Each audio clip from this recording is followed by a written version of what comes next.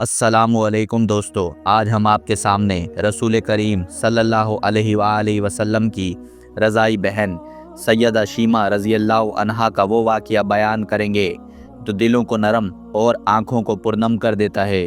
یہ صرف ایک کہانی نہیں بلکہ بھائی بہن کی محبت کی ایک ایسی جھلک ہے جو تاریخ کے اوراق میں ہمیشہ زندہ رہے گی۔ یہ وہ وقت تھا جب حضور صلی اللہ علیہ وآلہ وسلم بچپن میں حضرت حلیمہ سعدیہ کے پاس پرورش پا رہے تھے۔ اس گھر میں ایک بہن بھی تھی جنہیں ہم سیدہ شیمہ کے نام سے جانتے ہیں، وہی بہن جو ننھے محمد صلی اللہ علیہ وآلہ وسلم کو اپنی گود میں سمیٹتی، جھلاتی اور لوریاں دیا کرتی تھی۔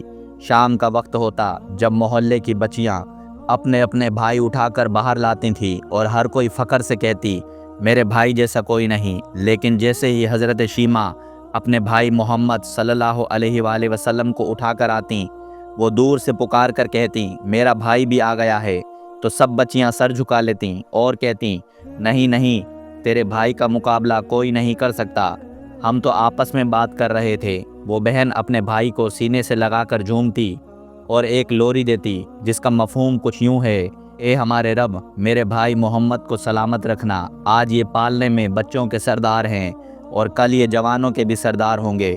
وقت گزرتا گیا، حضور صلی اللہ علیہ وآلہ وسلم مکہ تشریف لے گئے، نبوت کا اعلان ہوا۔ 13 برس کی جد و جہد کے بعد ہجرت مدینہ ہوئی اور پھر غزوات کا سلسلہ شروع ہوا۔ انہی ایام میں وہ قبیلہ جس میں سیدہ شیمہ کی شادی ہوئی تھی مسلمانوں کے مقابل آیا۔ اللہ نے مسلمانوں کو فتح دی اور وہ قبیلہ شکست کھا گیا۔ کئی لوگ قید ہوئے۔ قبیلے والے اپنے قیدیوں کو چھڑانے کے لیے فدیہ جمع کرنے لگے۔ سرداروں نے گھر گھر جا کر چندہ مانگا اور بالآخر سیدہ شیمہ کے دروازے پر بھی پہنچ گئے۔ انہوں نے کہا، آپ کا حصہ بھی دینا ہوگا۔ سیدہ شیمہ نے حیرت سے پوچھا، کس چیز کا حصہ؟ انہوں نے کہا، ہمارے آدمی مسلمانوں کے ہاتھوں قید ہو گئے ہیں۔ باتوں میں کسی نے حضور صلی اللہ علیہ وآلہ وسلم کا نام لے لیا۔ یہ سنتے ہی سیدہ شیمہ چونک گئیں اور فرمایا، اچھا، کیا قیدی میرے بھائی کے ہاتھوں میں پکڑے گئے ہیں؟ انہوں نے کہا، جی ہاں۔ سیدہ نے کہا، تو پھر رقم اکٹھی کرنا چھوڑ دو، مجھے ساتھ لے چلو، وہ میرا بھائی ہے۔ یوں وہ اپنے قبیلے کے سرداروں کے ساتھ مدینہ پہنچیں۔ صحابہ کرام پہرے پر کھڑے تلواریں تھامے ہوئے تھے۔ جیسے ہی وہ خیمے کے قریب ہوئیں، پہرے داروں نے للکارا، اے عورت، رک جا، یہ رسول اللہ صلی اللہ علیہ وآلہ وسلم کا خیمہ ہے، یہاں بغیر اجازت جبرائیل بھی نہیں آ سکتے، تو کون ہے؟ سیدہ شیمہ نے پورے اعتماد کے ساتھ جواب دیا، راستہ چھوڑ دو، میں تمہارے نبی کی بہن ہوں۔ یہ الفاظ سنتے ہی تلواریں جھک گئیں، آنکھوں پر پردے اتر گئے اور راستہ کھول دیا گیا۔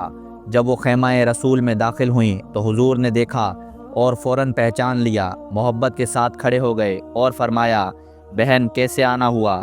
سیدہ شیمہ نے عرض کیا، آپ کے سپاہیوں نے ہمارے کچھ آدمی قید کر لیے ہیں، انہیں چھڑانے آئی ہوں۔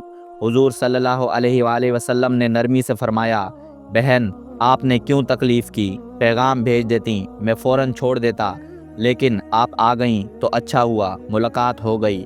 پھر آپ نے قیدیوں کی رہائی کا حکم دیا، اپنی بہن کو گھوڑے اور کپڑے تحفے میں دیے اور فرمایا، بھائی کے دروازے پر بہن آئے اور بھائی خالی ہاتھ بھیج دے، یہ نہیں ہو سکتا۔